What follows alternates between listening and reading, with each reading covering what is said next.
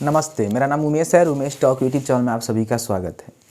दोस्तों, अभी जो है एनपीसीआई की तरफ से एक बहुत ही बड़ी अपडेट निकल के आई हुई है। मान लीजिए अगर आप भी किसी न किसी कंपनी का एपीएस इस्तेमाल करते हैं, मीन्स कि मान लीजिए आप आधार से पैसे लोगों के अकाउंट से निकालते हैं, तो अभी जो है बहुत ही बड़ी अपडेट निकल के आई है जिसके बारे में आपको पता होना चाहिए।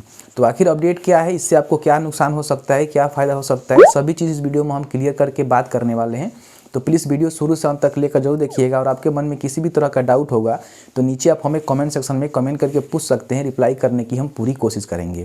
तो चलिए आज का वीडियो शुरू करते हैं। लेकिन उससे पहले अभी तक आपने इस वीडियो को लाइक नहीं किया है, प्लीज़ लाइक कर दीजिए, क्योंकि आपका एक लाइक मुझे बहुत ज़्यादा मोटिवेट करता है और ऐसे ऐसे वीडियो बनाने के लिए मुझे बहुत ज़्यादा एनर्जी देता है।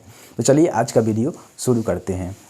सबसे पहले आपको हम बता दें कि एपीएस के माध्यम से आप सभी को पता ही है कि जो भी कस्टमर आपके दुकान पे आता है तो आप किसी न किसी कंपनी का एपीएस चलाते हैं। वैसे तो कंपनी बहुत सारा है, जैसे कि मान लीजिए आपके पास RNFI का हो गया, अभी उसको रेली पे बोला जा रहा है। साथ ही साथ यहाँ पे स्पाइस मनी का हो गया, पेनियर बाई हो गया, या फिर यूँ कह लें कि जो यहाँ पे मार्केट में अभी यहाँ पे फिनो का बहुत ज़्यादा चल रहा है। ऐसे करके बहुत सारे ऐसे कंपनी हैं जो एपीएस के माध्यम से लोगों के अकाउंट से आधार से पैसे निकालती है। ऐसे में मान लीजिए किसी भी कंपनी का आप एपीएस यूज करते हैं तो ये जो है नियम सभी पे लागू किया गया है। तो आप सभी को पता ही है कि जो भी आप कस्टमर आपके दुकान पे आते हैं उनके आधार से आप पैसे निकालते हैं। अब इसमें अपडेट क्या निकल के आया हुआ है वो सबसे पहले आप समझ लीजिए। आप सभी को पता ही है कि जो भी एपीएस कंपनी है वो जो है एनपीसीआई के साथ जुड़कर ही काम करती है। कहने का मतलब कि जो भी एपीएस कंपनी चलती है वो जो है आधार से पैसे निकालती है, और आधार से पैसे तभी निकालेगी जब वो जो है एनपीसीआई सर्वर पर लिंक होगा, यानी कि आपका अकाउंट जो भी कस्टमर है उसका अकाउंट आधार से और एनपीसीआई के थ्रू लिंक होगा। अब यहाँ पे एनपीसीआई की तरफ से अपडेट निकल के आया हुआ है कि अगर आप भी एपीएस से पैसे निकालते हैं तो एक कस्टमर का एक बार अगर बायोमेट्रिक आप ले लेते हैं, चाहे वो किसी भी काम में ले, जैसे कि मान लीजिए आपका बैलेंस इंक्वायरी का हो गया, मिनी स्टेटमेंट का हो गया, कैश विड्रॉल का हो गया, मतलब कि एक बार अगर आप कस्टमर का बायोमेट्रिक ले लेते हैं, वो चाहे फेल कर जाए या फिर सक्सेस हो जाए, तो उसके 30 मिनट के बाद ही दोबारा उसका बायोमेट्रिक आप ले सकते हैं। पहले आप सभी को पता ही है कि मान लीजिए कभी फेल कर जा रहा था तो फिर आप दोबारा चेक कर लेते थे, या फिर तुरंत स्टेटमेंट निकाल कर तुरंत बैलेंस इंक्वायरी करके तुरंत उनका कैश विड्रॉल भी कर लेते थे। लेकिन अभी जो है इसको पूरी तरह से बैन कर दिया गया है।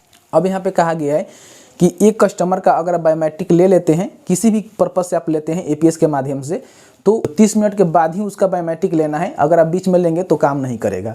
तो कहीं ना कहीं बहुत बड़ी अपडेट है। अगर आप भी किसी न किसी कंपनी का एपीएस यूज करते हैं तो आपके डैशबोर्ड में इस तरह का अपडेट तो आ ही गया होगा, या फिर कंपनी की तरफ से एक नोटिस आपको जारी हो ही गया होगा कि जो भी कस्टमर है जिसके अकाउंट से आप पैसे निकालते हैं, एक बार बायोमेट्रिक लेने के बाद फिर से बायोमेट्रिक लेने के लिए आपको जो है 30 मिनट तक वेट करना होगा, चाहे आप किसी भी तरह का काम करना चाहते हैं।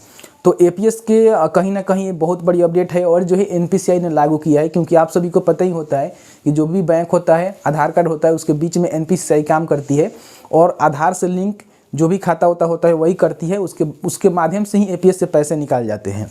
तो कहीं ना कहीं मतलब बहुत ही बड़ी अपडेट है। अब इससे क्या नुकसान होगा आप सभी को पता ही है, वो तो बताने की आवश्यकता नहीं है, क्योंकि आप में से काफ़ी सारे लोग ऐसे हैं जो थोड़ा बहुत कमीशन कमाने के लिए 3-4 बार ट्रांजैक्शन करते थे, वो नहीं कर पाएंगे।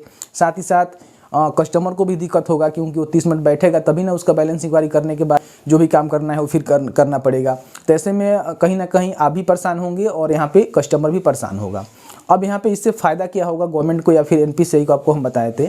इससे फ़ायदा ये होगा कि आप सभी को पता ही है कि जो भी आपका बैलेंस मतलब कट जाता है, मान लीजिए कस्टमर के अकाउंट से बैलेंस कट गया और आपके वॉलेट में नहीं आया, अब क्या होता है कि बीच में पैसे फंस जाता है, तो ऐसे में उसको रिफंड करने में काफ़ी दिक्कत होता है। ऐसे में क्या करते हैं, कई सारे एपीएस धारक ऐसे होते हैं जो दोबारा से ट्रांजैक्शन मार देते हैं।